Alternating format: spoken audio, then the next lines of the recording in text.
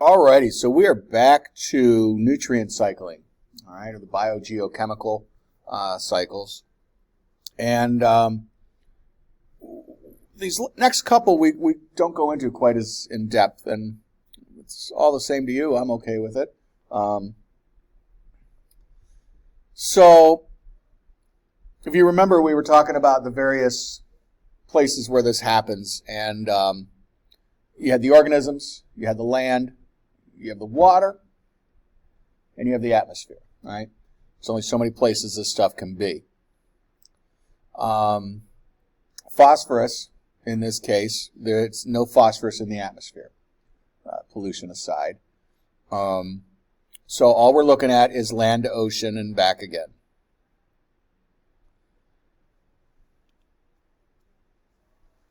I don't know how familiar you guys are with groundwater. Arguably, we're going to get to a water unit in here at the very end.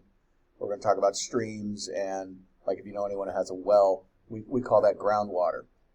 So back to that. I don't know how much you know about groundwater or not. It's not just where these people have wells. Arguably, where you have a well, there's a good amount of water there to be had, and that's not necessarily everywhere. But everywhere does have some water in the ground. Let's put it that way, is where I'm trying to go with this at any rate. So the water that's trickling through the nooks and crannies down there in the rocks and in the soil and whatnot dissolves stuff, just like you would assume water would, dissolve your Kool-Aid. Okay? And if you want evidence of that, all you need to do is find, again, someone, or maybe you guys, that might have hard water or iron in their water, and you get those little deposits in the sink. Or if you've ever had egg water or sulfur water, whatever you might call it. I always remember that growing up, like when you go to the parks, and the parks were typically on wells and whatnot, and maybe it was the part of Ohio I lived in. But that well water always had sort of a sulfury taste to it. It wouldn't have hard water as calcium. Iron in the water is iron. The sulfur water is sulfur. It wouldn't have that stuff dissolved into it if things couldn't dissolve into water, okay? So all we're talking about here is the same idea, but with phosphorus specifically. And phosphorus is a very important nutrient. So it goes from the rocks and minerals, the soils. It gets washed into, first it goes into the plants, which is consumed by us, so that's that part of the cycle. But it then gets, I'm stammering here. Groundwater eventually works itself back to the oceans proper as well. How does it get out of you? Well, various waste methods and so on and so forth. If you go to a water treatment plant, if you take it out of the well situation and you move to a city that has, water and sewer, all those various nutrients get removed from the treatment centers. And I honestly don't know what they do. I'll have to talk to Professor Williams why she never goes to a water treatment plant. Because that would be interesting to find out what they do with all that stuff that they clean out. I'm going to argue that they sell it to fertilizer companies, but I don't know. So, all right, phosphorus cycle is fairly simple, okay? The groundwater is absorbed by the plants, if you're wondering how we make that jump there. The plants use water to grow along with sunlight, you know that. So it goes up into the plants, and we get it through consumption, either primary or secondary at this point.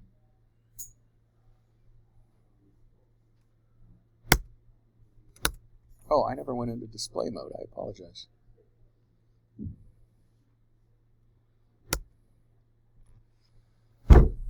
So this is an awfully complicated diagram for the explanation we just had, but I think it's trying to show all available routes here.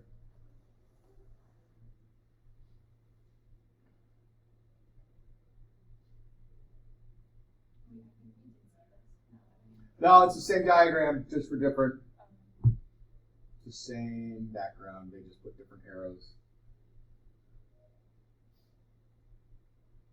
And they talk about the same things. But it's, like I said, it's just a different nutrient.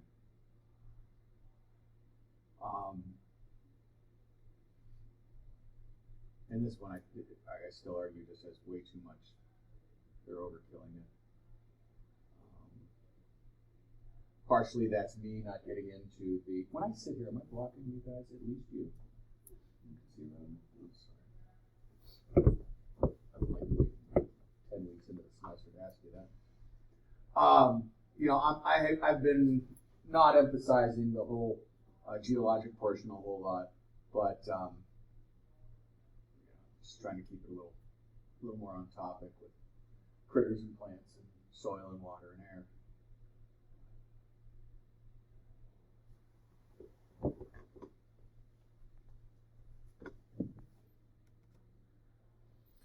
Sulfur cycle. Sulfur water. All right, so the sulfur cycles through as a solid and a gas.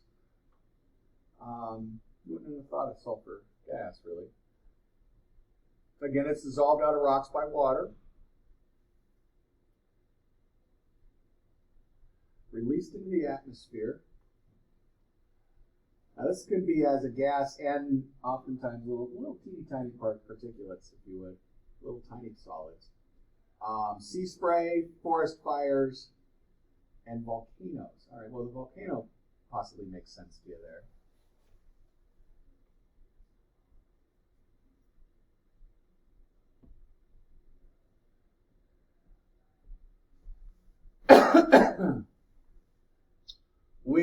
We talked about this. Put sulfur into the atmosphere when we burn coal.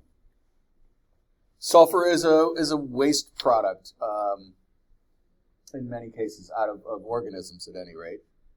And, again, I think this, if you haven't picked up on it yet, I have a lot of issues with this chapter. But I think if they had spent some time discussing, why sulfur or why phosphorus is necessary and why it's picked up by these things. It may just be as simple as it's anecdotal. It just happens as these life processes are going on. As you're sucking up some nitrogen, you're also getting sulfur tagging along for the ride, so to speak.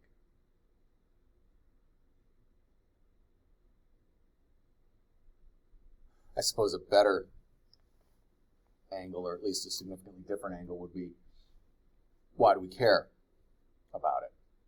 Again, something that they've tried to bring in. The nitrogen and the carbon, that was, fairly obvious. But again, it just sort of falls apart with the sulfur. And I don't even think it was me, getting bored with summarizing the chapters either. I think it was, literally they were just providing less and less information about the sulfur and the phosphorus.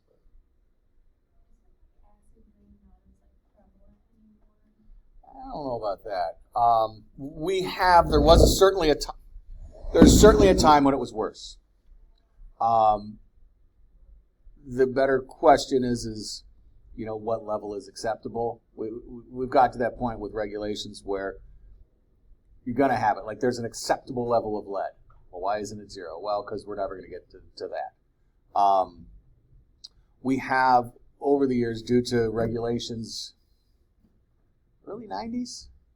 Mid to late 80s could be, but I want to say early 90s, where we went in and with the Clean Air Acts, for example, and they had to put all these scrubbers on the ends of the smokestacks.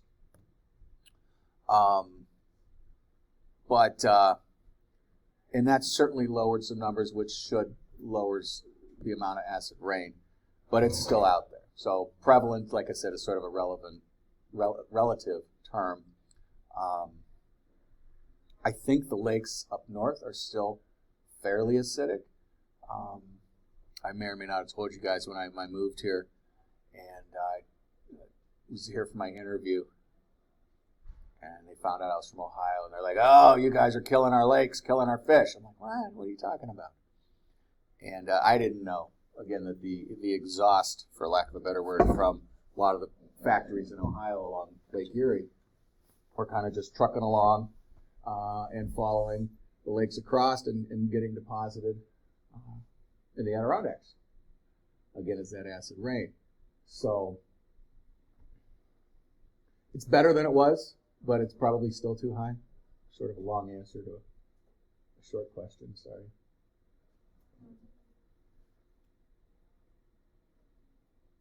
And again, now as we're rolling back regulations, and you think about a lot of these scrubbers, they're filters. They call them scrubbers. It's not my word. They're filters, effectively, on the ends of these smokestacks. These systems are getting, we're in 2025 now. They went into the 90s, arguably. These things are 30, 35 years old at this point.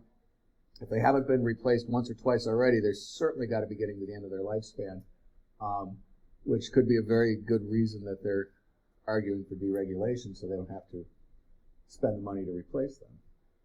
But that's just speculation. Slightly less arrows on this one.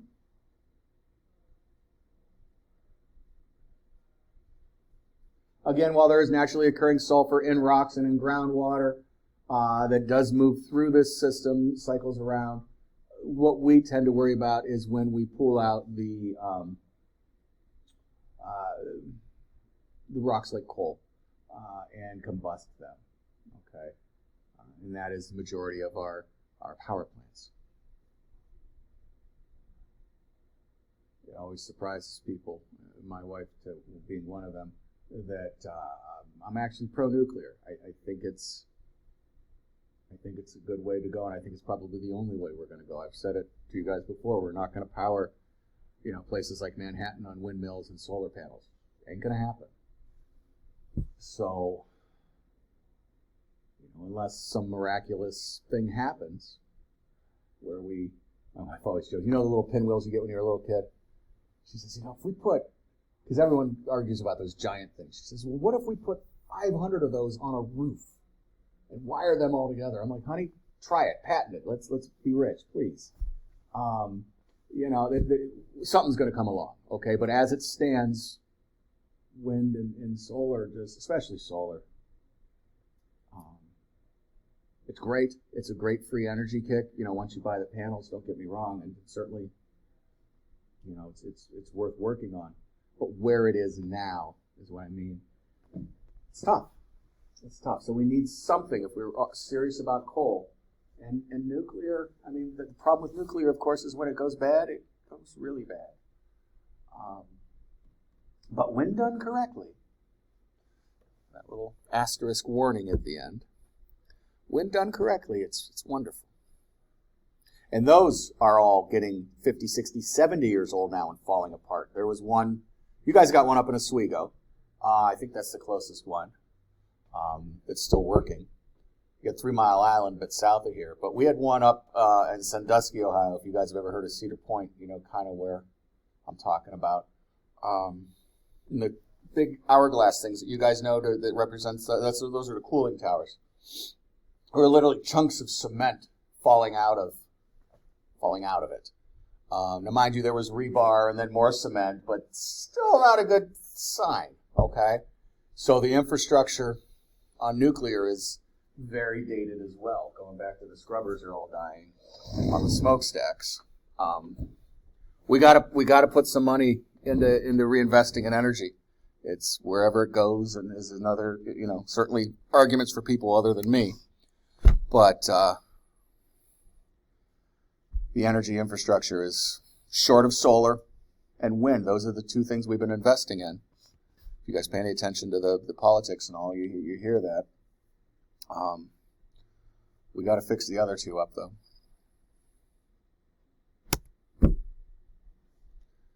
And lastly, and probably the most funnest of the cycles, the hydrologic cycle, or as you guys know and love, the water cycle. And that has its own conversation, which we'll see in a moment.